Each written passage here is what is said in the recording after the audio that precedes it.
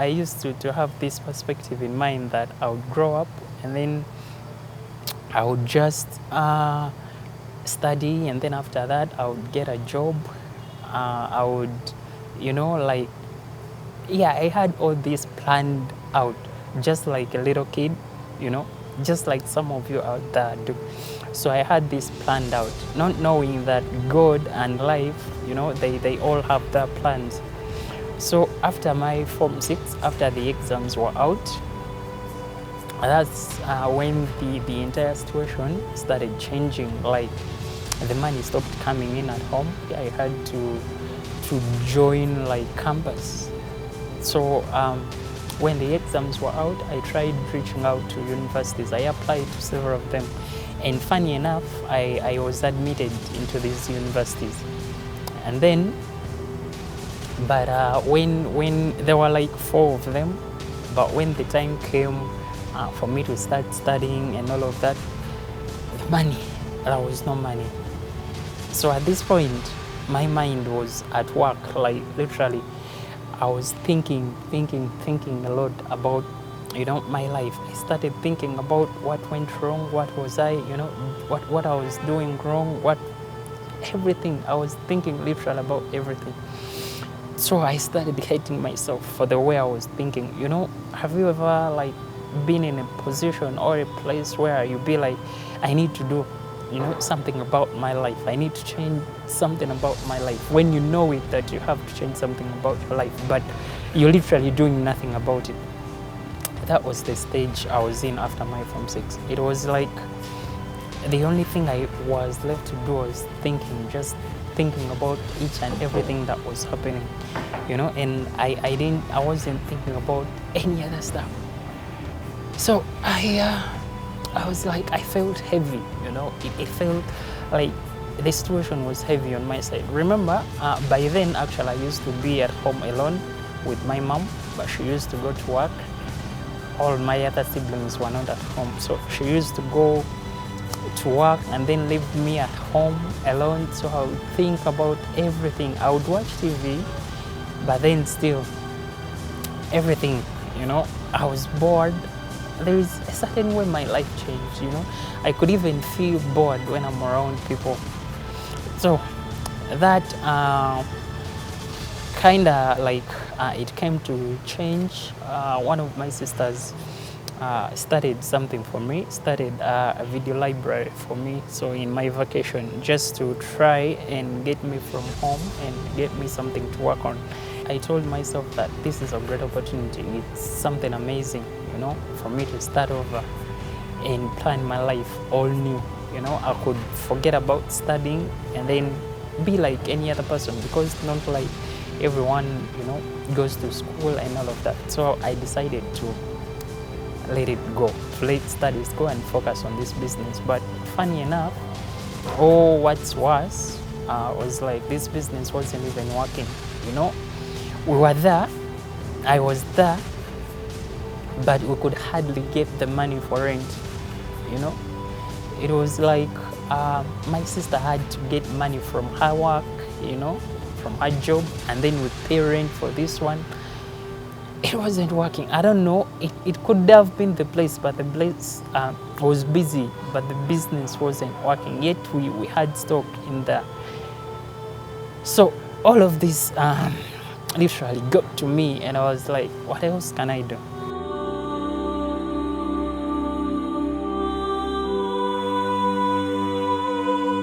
So I remember there was a lady around my workplace by then. She used to sell food, like cook food in the evening there. So one time she came to me and she was like, maybe I should take you to church sometime, and then you probably pray, and see what happens. So I was like, okay, that seems like a good thing. So it was this one Friday where this church, there is a church around Makere there. They used to have an evening service. I think it was an overnight service. So she was like, today, let's go there and see. So this woman introduced me to church. In other words, she introduced me to God.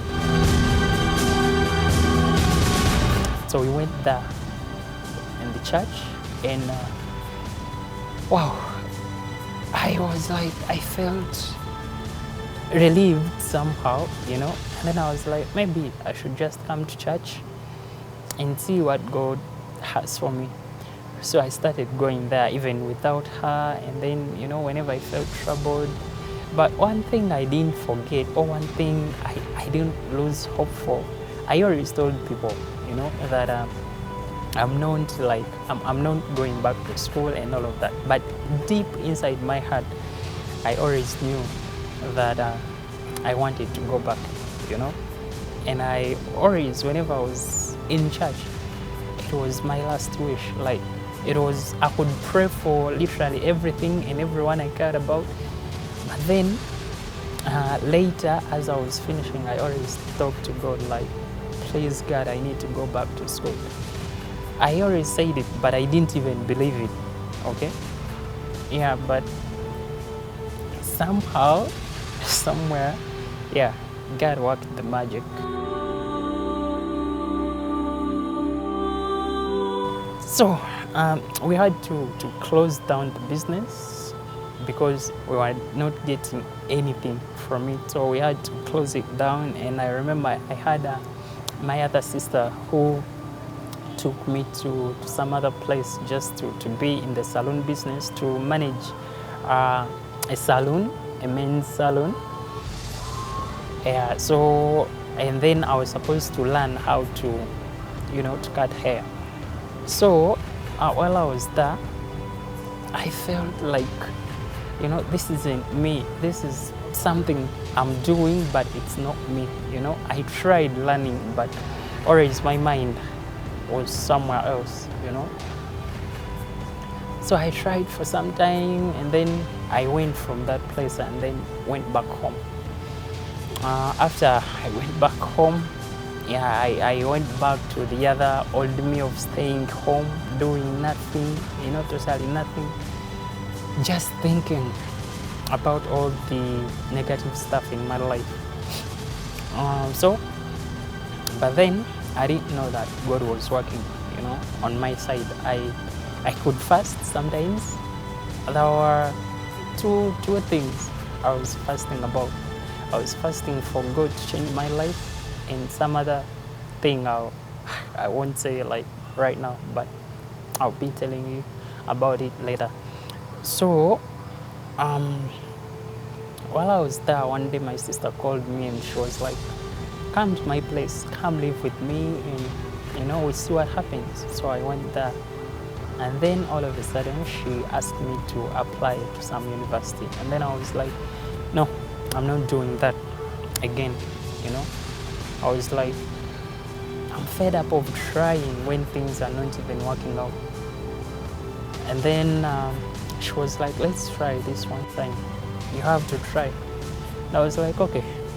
So I went there. I studied the first semester. The tuition came. I didn't even know where it came from. And I was surprised, and I liked it. I liked, you know, being at campus. It was this new amazing thing in my life. So what I did, I was like, I prayed to God one night. I was like, God, this is, you know, this is you doing this. I didn't expect this. I had lost all hope. And then I was like, if you had started this, then I'm sure you will finish it. That's what I said. And I went on, and I started. Sometimes I didn't even know where the tuition came from, but we used to pay. And until 2020, I think, yeah, until COVID came in and we had to go back home. I was in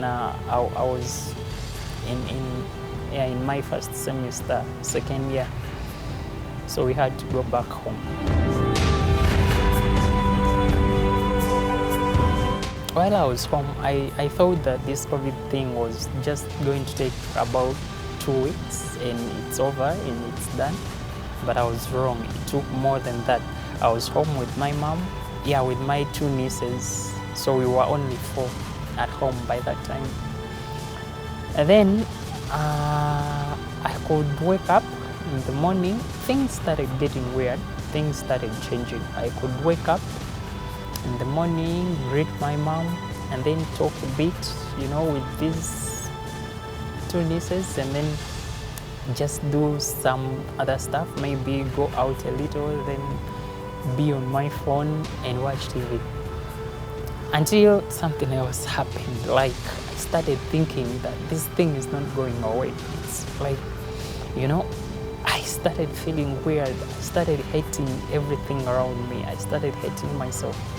I started hating my life. Like, literally nothing was happening in my life. I was like, what is going on? I started actually losing sleep. Like, I could literally sleep in the morning, like from 9 or 10, from 10 a.m.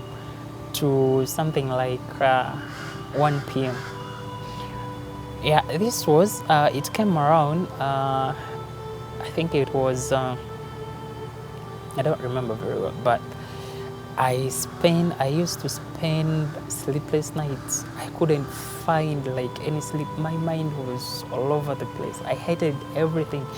I remember I put on my status that I won't be picking any calls from my friends or chatting with anyone. And some of them actually thought that I was kidding. So they called, but I didn't answer. I didn't pick up anything. And I could be up all night just to sleep in the morning, and I could already sleep when I put some music on. I used to watch some TV with the pastor on. I used to watch Channel 44. This pastor, there is Pastor Robert Kayanja. He used to pray at night, so I used to watch that guy. But the thing is, I couldn't get any inspiration from him. I used to watch movies, and every movie that I watched spoke something about my life. Like, it could be the situation I was in at home, or or the situation with my love life. By then, I remember I had someone I loved, but we were not in touch. Things were not working out. So all these mixed feelings and mixed emotions led to this, staying up all night. I knew that, things were not going on well, but I wasn't doing anything, and it hurt me. Like, have you ever wondered, like maybe you needed to take a shower, and then you're not even going to the tap to get water? So that was the kind of situation I was in. So the more I lived this situation, this kind of life, the more it got to my mind, and the more anxieties I got. I started feeling dizzy. Sometimes I remember I even fell, in a bathroom in the morning because I was feeling dizzy. I lost appetite. Like, literally everything was not happening. I used not to speak to anyone at home. And my mom, she tried so much to get me speaking. At least she would come and ask me. She would come to the room and she was like, what's wrong? At least do this, do that. But I wasn't replying her. I was in my own state, of mind. And this is some kind of situation I don't want to ever picture myself to go back into, because a time reached when I thought of killing myself. Like, I thought of ending my life for 3 times, and I thought about it 3 times, and I tried doing it once. I tried cutting my arm, just right here with a razor, so that I could, let the blood out and just die and leave everything I was thinking about. But then someone, I don't even know, but I think it was God. One of my friends called me, and this time I picked up. I don't even know why I did, but I picked up. And he was like, "How are you, Arthur?" I was like, "I'm not okay. Truth is, I think I want to kill myself." He was like, "What are you saying? What's wrong with you? Talk to me." So I had to open up to him and talk to him about it. Yeah.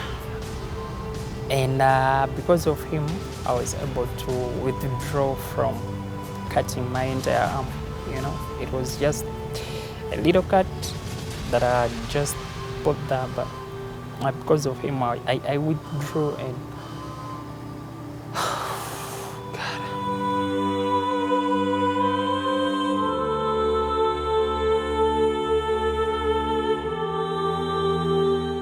and when someone could always ask, "What are you thinking about? What are you always thinking about?" I was like, I think about many things, but I think I'm a burden to my parents, you know.